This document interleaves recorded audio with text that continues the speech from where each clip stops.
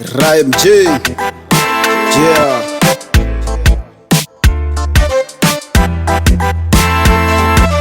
Utajiri ni nini? Utajiri ni kuweza kutumia fursa inayokuzunguka, rasilimali zote hata zisizofikika zisogelee ili uwe na uhakika. Pika mambo yako uwezavyo yakapikika, ukipakua walaji wale asitokewa kutapika. Iwe kujiajiri, kuajiriwa, zote ni ruksa, usiishie kuchungulia. Wewe kaza hasa, usiishi kizembe, pambania hata kwenye siasa. Usiofie kuchekwa mzee, kumbatia fursa, pambania kumbatia, weka na hamasa. Buni kilicho bora ili mradi ungize pesa. Toka kijiweni kutwa kucha kutajiri matajiri, unapoteza muda na hauna habari. Kuna watu wanakutegemea na umewacha mazingira hatari. Waliofanikiwa ni darasa ila sio ajenda. Ukiwafanya ajenda utakufa vibaya mwana kwenda. Na wasije wakakudanganya eti wanapambana kwa ajili yako, no.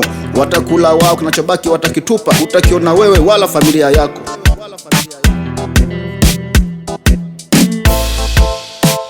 Nabii anasema badili mtazamo. Nabii anasema ishi kwa maono. Nabii anasema usiishi kwa mdomo. Nabii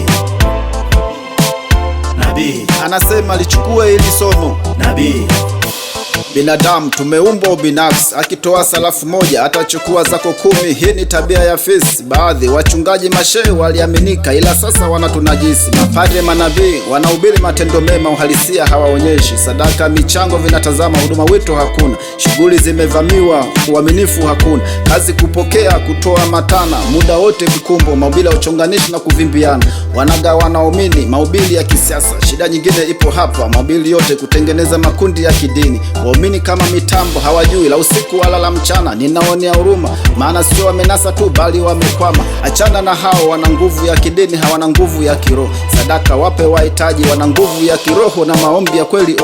Nabii ninakwambia, fanya kazi, Mungu atakuona. Sio kusali tu, kazi hakuna, hiyo haikubaliki hata mbele za Bwana. Tena mfumo badilisha, sadaka wape wahitaji, utapata thawabu maana umewasaidia mahitaji. Sio unayemtolea na panda helikopta, una dandia bajaji. Ibada sio kukaa na kusali sana, ibada ni kufanya kazi sana. Nguvu, akili, maarifa vyote vikiambatana. Amka kijana, tembea, hauna sababu ya kuchutama. Pambania ujana, uzee hauna maana. Usikubali kutumika, maana ukikubali kutumika ndoto zako zitakatika na safari yako hautafika. Kwa kuwa anayekutumia anafanya kwa maslahi yake, yaani chako chake, chake chake. Na huyo ndo nabii. Nabii anasema badili mtazamo. Nabii anasema ishi kwa maono. Nabii anasema usiishi kwa mdomo. Nabii anasema lichukue hili somo. Nabii